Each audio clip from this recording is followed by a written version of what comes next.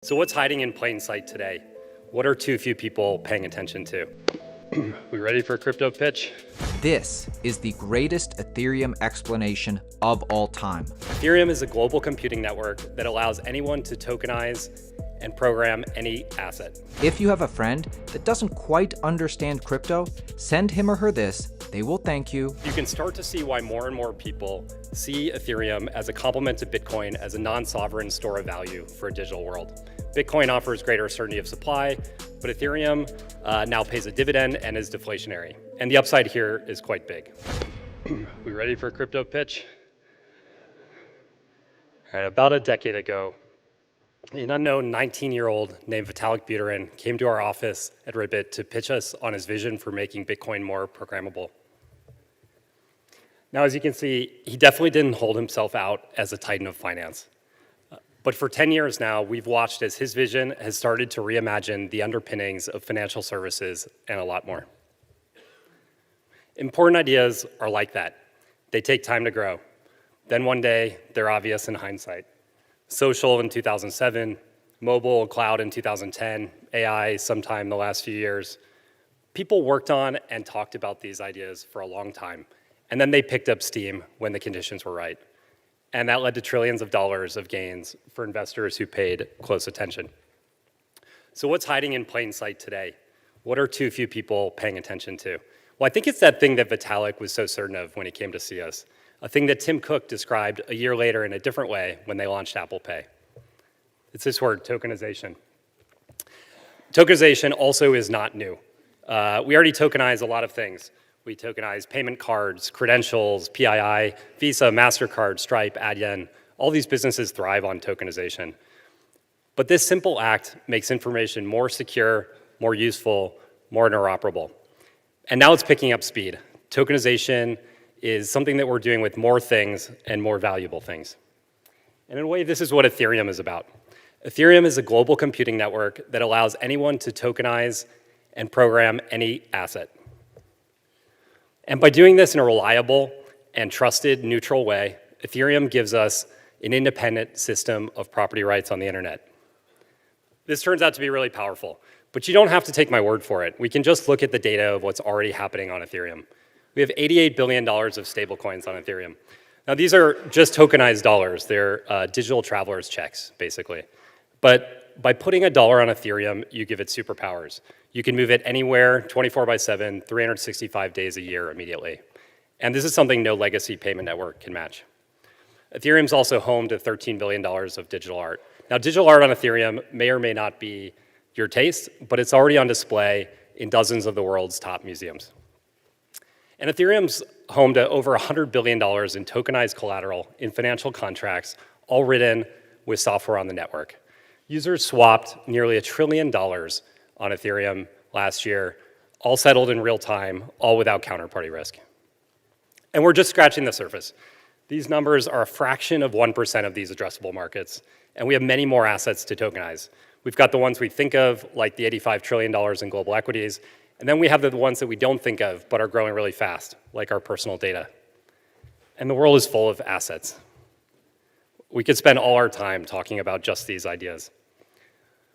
Now, tokenization can and will happen on other platforms, but Ethereum's really in pole position. More than 100 million people own ETH. More than 100,000 people have contributed code to the network. Coinbase, PayPal, BlackRock, and others, they're all building on Ethereum. It's as if all of Visa's employees and partners decided to become evangelical stockholders and work for free. But perhaps the best kept secret about all this is that it has real investable economics. The network right now is generating over $7 billion in fees, all paid in ETH, and all these fees fund a programmatic buyback and dividend. So when the network expands and entrepreneurs building on top of Ethereum have their own success, it drives value directly to token holders. At its current scale of activity, the supply of ETH tokens is actually declining. Now, two implications I want to point out about this. The first is ETH can be analyzed using traditional financial tools. You can build an Ethereum DCF. And I think you'll be surprised by how this pencils out when you have this recursive relationship between demand growing and supply shrinking. The second thing is you can start to see why more and more people see Ethereum as a complement to Bitcoin as a non-sovereign store of value for a digital world. Bitcoin offers greater certainty of supply, but Ethereum now pays a dividend and is deflationary. And the upside here is quite big. Look, thinking back on that first meeting with Vitalik, I remember how far his vision went beyond where we are today. A lot of things need to be built around scalability, usability, compliance, and more. But it's all solvable. So at Ribbit, we just keep asking ourselves, like, is there another ecosystem with this kind of alignment between users, developers, companies, and investors? Are we paying enough attention? 3 things to leave you with. The first is, whatever we all think, the world's interested. The Bitcoin ETFs are the first time everyone's had a path to participate, and they've grown to over half the AUM of gold in 3 months. ETH is next. Second, tokenization is really powerful today, and we could talk about a lot of examples, but the most inspiring use cases will come from the future. Things we didn't realize were assets programmed in ways that we can't quite imagine. What happens when we start to tokenize specialized AI models? What happens when AI agents can buy, sell, rent, and manage assets?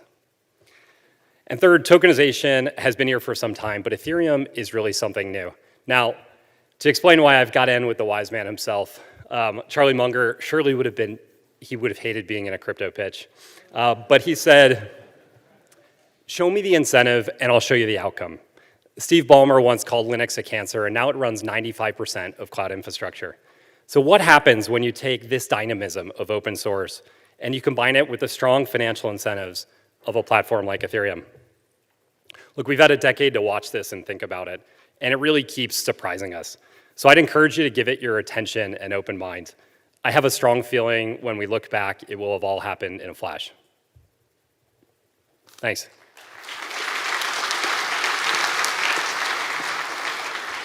Thanks, Nick.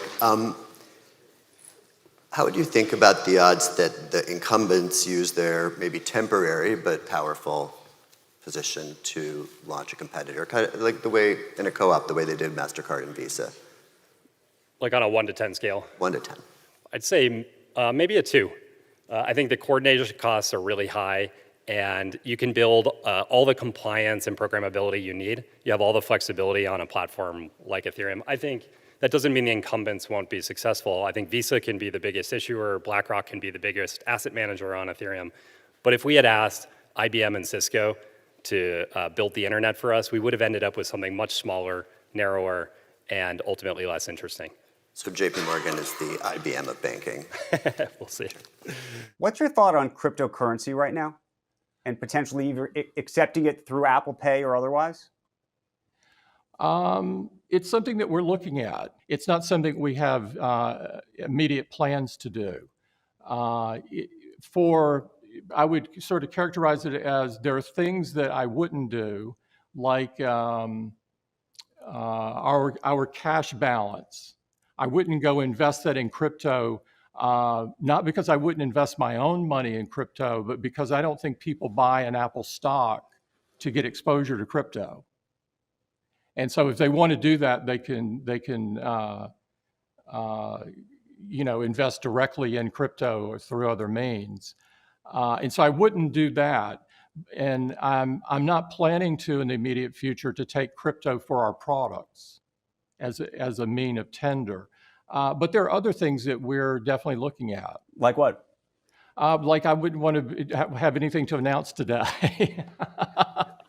Well, let me ask you a different question, because you just said that you might not do it personally. Do you own crypto, any Bitcoin or Ethereum? Would you play around with this? I do, yeah. I think it's reasonable to own it as a part of a diversified portfolio. And I'm not giving anybody investment advice, by the way. When did you get interested in it? I've been interested in it for a while, and I've been researching it and so forth. And so I think it's interesting.